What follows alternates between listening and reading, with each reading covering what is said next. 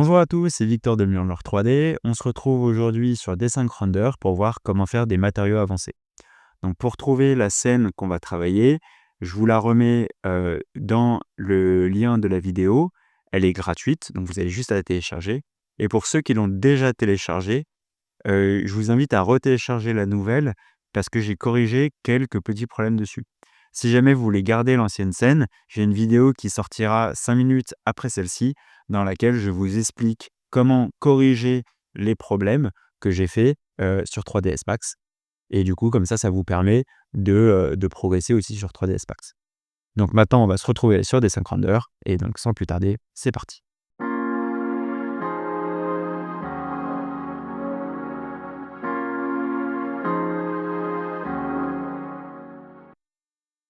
Donc, on se retrouve sur Desync Render. Et pour ceux qui ont suivi la vidéo sur la lumière, normalement, on a une scène qui est blanche avec notre caméra qui est déjà préenregistrée. Donc, ce qu'on va faire, c'est qu'on va aller dans Display et on va cliquer sur Lit ou éclairage et qui va nous faire réapparaître nos matériaux. Donc, pour aujourd'hui, on va travailler sur la cuisine, des matériaux de la cuisine. Pour ça, je vais juste augmenter ma focale à 25. Je vous en parlerai dans une prochaine vidéo. Et comme ça me permet d'avoir un angle de vue plus large. Donc, là, ce que je vais faire, c'est que je vais avoir une cuisine qui ressemble à peu près à celle-ci. Donc, ce que je vais faire, c'est qu'il y a deux façons de procéder. Soit vous travaillez avec un architecte ou un architecte d'intérieur qui vous donne le Pantone exact de la couleur qu'il y aura dans la cuisine. Soit vous tâtonnez et vous créez la couleur. Donc sinon, il y a une troisième solution, celle que Desync Render a mis en place qui est très pratique. En fait, elle nous permet de venir mettre une image à côté, de cliquer sur mon carré de couleur et en fait, d'utiliser la pipette pour aller récupérer une couleur sur une image ADEX. Donc moi, pour prendre une couleur, je vous invite de ne pas la prendre dans le blanc parce que c'est une lumière qui n'est pas la lumière réelle du matériau parce qu'elle est un petit peu cramée par le soleil, ou allez la prendre dans l'ombre parce qu'elle sera trop foncée. Donc on essaie de trouver un coin où la lumière est neutre et on vient la prendre. Ok, je me remets en grand écran. Mais on voit qu'on n'a pas la même lumière entre là et là. Pas du tout la même couleur même. En fait, ça c'est tout simplement parce que j'ai pas du tout la même lumière dans ma pièce. Mais si je viens rajouter un spot, on voit que je viens retrouver, hop là, on voit que je viens retrouver du vert, comme on peut avoir. Alors c'est pas exactement le même parce que j'ai pas la même lumière, mais on vient retrouver mon vert qui est celui qui ressemble à celui de ma cuisine. Donc, maintenant, ce qu'on va faire, c'est qu'on va venir rajouter un petit peu de détails dans mon matériau. Donc pour ça, je vous invite à aller sur Gemini ou n'importe quel générateur d'images et à mettre ce script. Hop, et on va mettre sans rayures. Donc génère-moi une texture de smudge sans rayures. Smudge, c'est tache, mais juste ça marche mieux en anglais, je trouve. Et je veux que l'image que tu me génères soit en noir et blanc, ça c'est important, et en ratio 1:1. Le ratio 1:1, en fait, pour les textures, généralement, on met donc ce qui s'appelle du 1K, c'est du 1024 par 1024 pixels. Le 2K, c'est du 2048 par du 2048, et etc. Et je veux également que la texture soit seamless. Alors, je vais cliquer sur OK en attendant que ça charge. Je vais vous expliquer qu'une texture seamless. En fait, là, si je suis sur Photoshop et que je viens décaler ma texture, on voit que j'ai ce qu'on appelle une couture entre les deux. Et donc, quand on demande une texture qui est seamless, c'est une texture qui est répétable à l'infini sans pour autant voir le côté de couture entre chaque image. Donc là, Gemini m'a généré cette carte-là. Je vais la télécharger. Et du coup, maintenant, on va retourner sur Desync Render et je vais faire I pour le Material Picker qui se retrouve ici. Et je vais cliquer sur Roughness pour ajouter la carte qu'on a faite. Donc là, on va également la mettre dans ma base map et on voit qu'il ne se passe rien. Alors pourquoi il ne se passe rien? C'est parce que dans 3ds Max, j'ai fait exprès pour cette pièce-là de ne pas mettre d'UV mapping. L'UV mapping, si ça vous intéresse, j'en parle dans une autre vidéo, donc allez la voir. Si je clique sur Triplanar, là, on voit que j'ai une texture. Alors, hop, on va la mettre en blanche parce qu'elle est un peu trop foncée là. Alors, on va faire CTRL Z même. On va aller dans mon X. Je vais copier cette valeur-là. Je vais remettre en blanc. Et là, on voit donc sans le triplanar et avec le triplanar. En fait, il m'a généré un UV mapping qui me permet de voir à quoi ça ressemble. Donc là, maintenant, je vais pouvoir supprimer ça, remettre mon code X ici. Et là, maintenant, je vais pouvoir gérer avec ma carte de couleur à quel point je vais avoir du reflet dans ma map. Donc là, par exemple, je vais venir dupliquer mon matériau sur l'entièreté de ma cuisine, donc sur toutes mes portes. Hop. Et là, on voit que j'ai un matériau qui est un petit peu trop réfléchissant en termes d'impureté dans mon matériau. Donc pour ça, je vais venir gérer ma roughness et gérer mon spécular pour diminuer un petit peu ce côté trop brillant que je peux avoir. Hop, on va lui remettre un petit peu de roughness. Voilà. OK. Et puis après, je peux aussi cliquer sur le More Settings et alors là-dedans et je vais pouvoir le passer soit en RSUB, soit en linéaire. Le linéaire, dans le cas présent, marche mieux, mais parfois, l'autre fonctionne mieux. Donc maintenant, je vais pouvoir dupliquer ma texture partout. Et alors, pourquoi je le mets sur toutes mes portes? Parce qu'en fait, ça me permet d'avoir une vision d'ensemble, de ce à quoi ça ressemble. Et du coup, comme ça, maintenant, quand je viens donner des angles de vue, on voit que j'ai plus quelque chose de parfaitement propre. Alors moi, sur Photoshop, normalement, je viendrais, corriger pour enlever cette petite étoile. Si vous n'avez pas Photoshop, on va le laisser comme ça pour l'instant. Il ne se voit pas énormément. Maintenant, on va venir rajouter du bois. Donc pour le bois, on pourrait aller télécharger des textures de bois ou sinon on peut profiter de la bibliothèque de matériaux que Dessinc nous met, à disposition. Donc là, je vais cliquer sur bois. Et si vous avez la version gratuite, vous pouvez cliquer sur Free Only, comme ça vous fera apparaître que les matériaux gratuits. Sinon, vous pouvez laisser la partie avec tous les matériaux. Et là, on peut défiler pour aller chercher le matériau qu'on veut. Donc là, par exemple, si je marque Oak, alors je marque en anglais parce que mon logiciel travaille en anglais. Mais donc le Oak, c'est du chêne. Et du coup, là, je vais appliquer du chêne sur mon plan de travail. Et on va le mettre ici, et on va le mettre un peu partout. Hop. Mais là, on voit que j'ai pas de texture qui est apparue. Donc on va faire triplanar. On va venir par ici, triplanar. Et voilà. Et du coup, là, je vais venir pivoter, hop là, pivoter ça à 90 degrés pour que ça suive une planche en bois comme on la mettrait naturellement dans le sens de la fibre. Là, mon bois, par exemple, si je le trouve un peu trop mielleux, un peu trop, je peux toujours venir sur sa couleur de base et venir la travailler. Ou sinon aller dans le matériau lui-même et en fait, là, on va pouvoir gérer, par exemple, lui donner des teintes de couleurs différentes. Donc là, on va le mettre, hop, à 0. Je vais le désaturer un petit peu pour qu'il soit un petit peu plus blanc et je vais lui augmenter un petit peu sa brightness. L'avantage de ça, c'est que maintenant, dans ma color map, ici, je vais pouvoir venir gérer un petit peu et venir lui donner la teinte que je veux. Hop, en venant jouer un petit peu sur tout ça. Donc, on va avoir quelque chose d'un peu plus. Voilà. Donc, j'ai quelque chose d'un peu plus neutre. Moi, ça me va. Je préfère ça à quelque chose de trop puissant. Et du coup, je vais venir la mettre par-dessus. Et je vais lui augmenter son UV map à 1. Voilà, parce qu'il était un peu trop petit. Et là, j'ai un UV map qui me paraît pas mal. Donc je commence à avoir une cuisine plutôt pas mal, mais il me manque encore quelques éléments. Donc pour ça, moi j'aimerais rajouter, un panneau ici de marbre pour venir ajouter du détail. Donc je vais aller dans Assets, mais cette fois je vais aller dans mes modèles.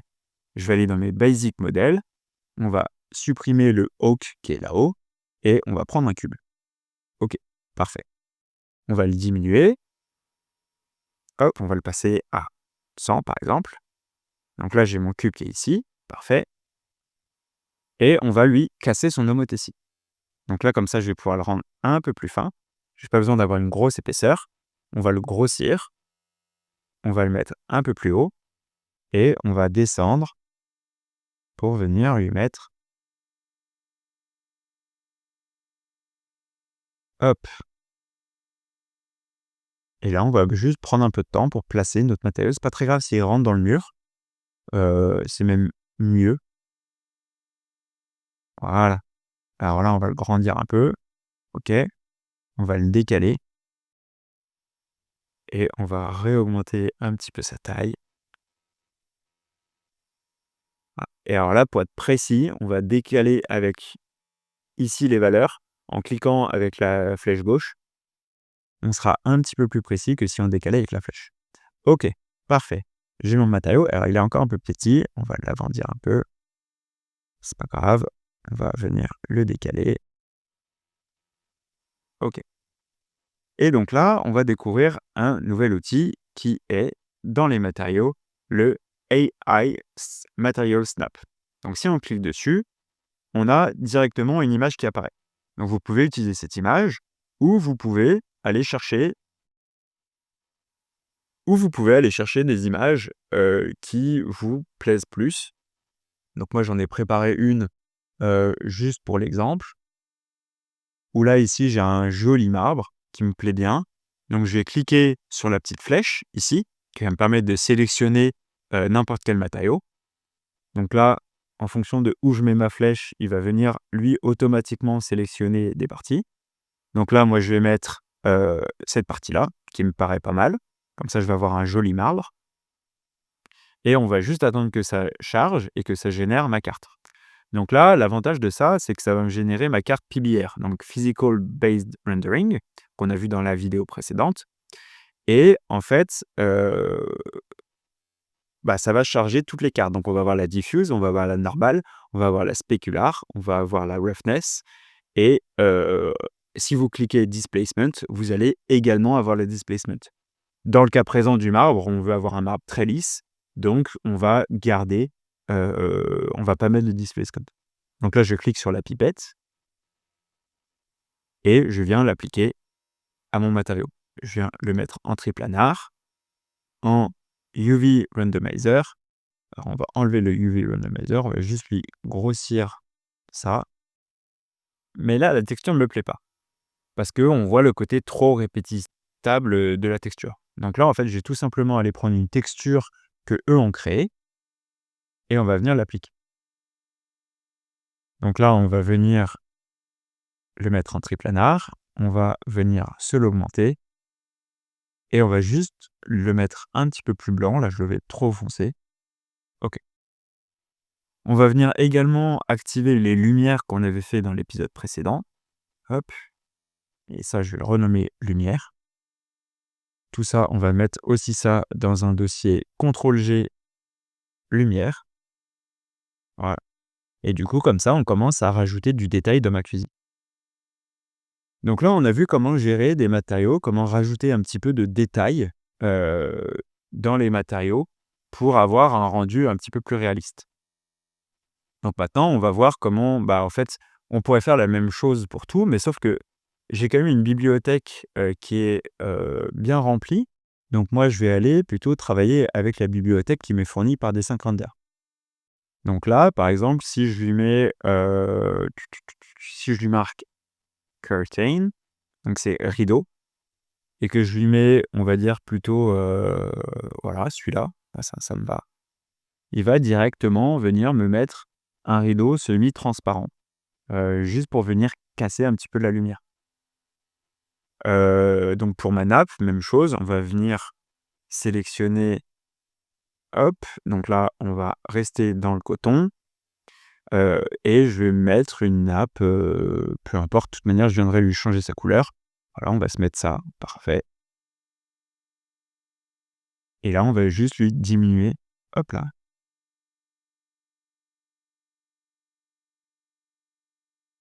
Ah, on veut avoir quelque chose de vraiment petit. Je veux juste avoir des fibres, parfait. On va venir reprendre mon bois que j'ai ici, pour venir le mettre sur ma table, qu'on voit peu, mais qu'on voit quand même. Là, on voit au travers de mon parquet que j'ai du blanc. Alors ça, c'est parce que mon sol, ici, j'en ai pas. Donc ce que je vais faire, c'est que je vais aller dans les modèles, je vais venir aller dans, hop là, pardon, les basic modèles, prendre un plan et venir le mettre juste sous ma forme, sous ma pièce principale. Donc comme ça, maintenant, si je lui mets, par exemple, imaginons du marron, donc pour ça, je vais même aller faire pipette sur un marron et je lui mets ce marron-là, et j'ai plus mon blanc au travers de mes failles. Donc ça, c'est une façon de venir corriger. Hem, donc là, on va juste le diminuer un petit peu en taille. Pas besoin d'avoir quelque chose d'aussi grand. Voilà, parfait. OK. Donc là, on va venir, hop, je vais venir dupliquer ça, venir l'appliquer ici et ici. Parfait. Là, mon meuble en bois, je vais plutôt lui mettre du bois, donc je vais venir prendre mon bois clair ici et je vais venir l'appliquer, voilà, sur mon armoire. Donc en fait, comme ça, je vais venir rapidement, en fait, venir créer une scène avec du détail, heu et venir, donner un petit peu de relief à mon à mes matériaux. Donc par exemple, le verre, bon, non mais ça j'en parlerai dans une vidéo. Donc on va venir mettre maintenant, on va aller dans Assets, on va aller dans Matériaux, j'ai marqué Rug. Voilà, il met des exemples de matériaux. Je vais prendre celui-là et je vais l'appliquer à mon tapis. Donc comme ça, en fait, très vite, on peut mettre, de la texture sur notre scène et c'est des matériaux qui sont quand même très précis, qui ont déjà beaucoup de valeur. Donc en fait, on va pas s'embêter à chaque fois à créer tous nos matériaux, pour venir ajouter, du détail. Donc là, par exemple, je vais venir, hop, on va voir ce que ça me donne.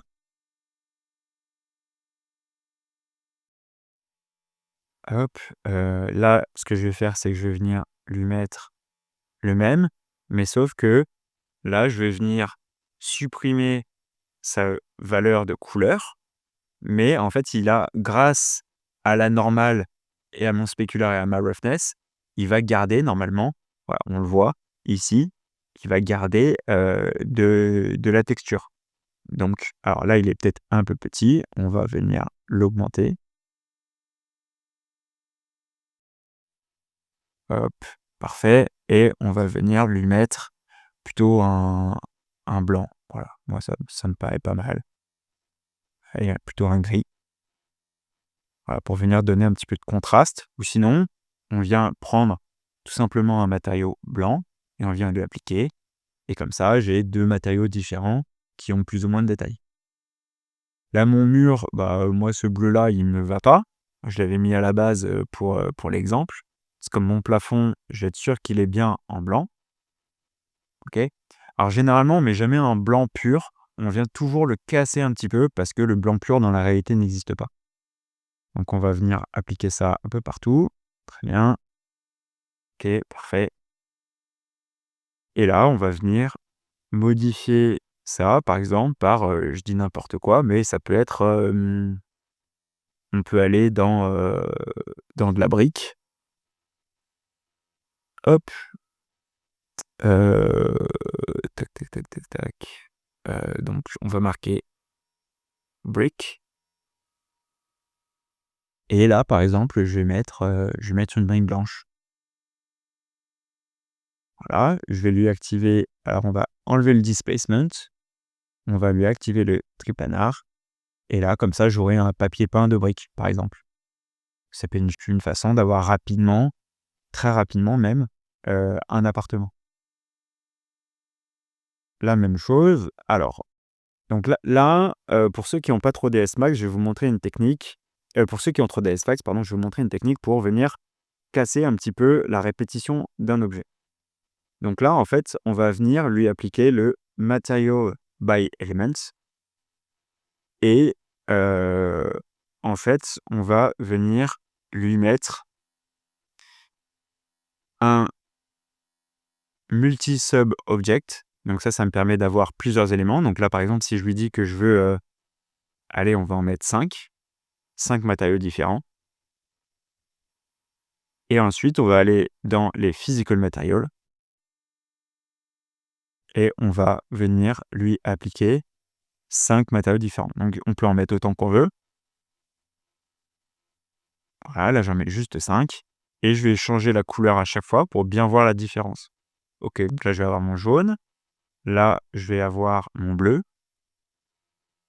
là je vais avoir mon rose, là je vais avoir un bleu plus clair et je vais appliquer ça à ma pièce. Et du coup, lui, automatiquement, il va réfléchir pour me mettre un petit peu de variété dans mes dalles. Donc comme ça, elles ne seront pas parfaites et comme ça, je vais pouvoir casser un petit peu la symétrie. Donc si je reviens sur Dessin Render, imaginons que je veux des dalles de béton, et ben je vais aller dans Concrete. Hop là, pardon, Concrete. Là, on va donner un effet un peu pierre. OK, parfait. Donc on va voir ce que ça donne. Super. On va augmenter un petit peu la taille parce que là, je la trouve un peu petite. Très bien. Et là, on va venir dupliquer. Mais sauf que l'avantage de dupliquer, c'est qu'on peut venir, par exemple, sur cette partie-là, venir foncer un petit peu mes dalles. Donc en fait, on va pouvoir casser la répétition. On va pouvoir aussi augmenter la rotation. On va pouvoir aussi augmenter la taille de mes grains. On va pouvoir dire que il y en a une qui est comme ça et il y en a une qui va être plutôt comme celle-ci. Et du coup, en fait, on va pouvoir casser ce côté répétitif dans mon matériau. Donc en fait, on va rajouter du détail et on va faire un rendu un peu plus avancé en termes de rendu. Donc là, je vais rapidement, je fais de la pipette, je viens juste mettre du noir un peu partout.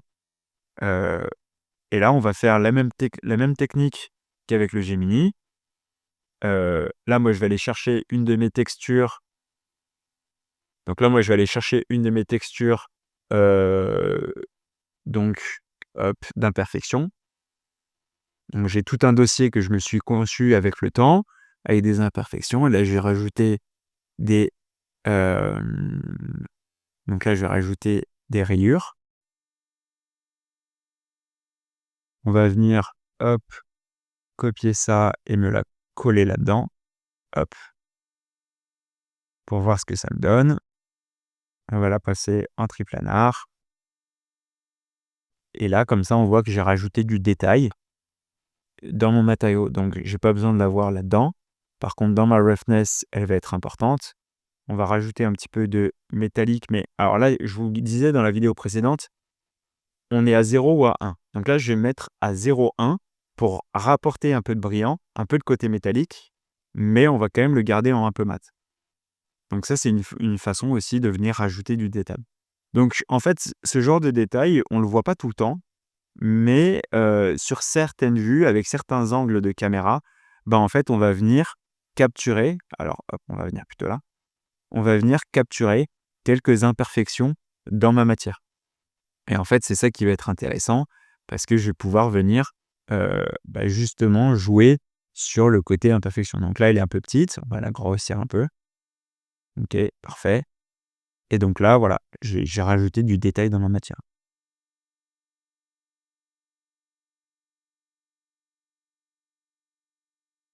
Et alors, hop, on va juste se créer une vue de notre cuisine. Hop, excusez-moi. Repasser ça en 25. Et là, je vais me dire, par exemple, je veux créer une vue de ma cuisine qui ressemble à ça.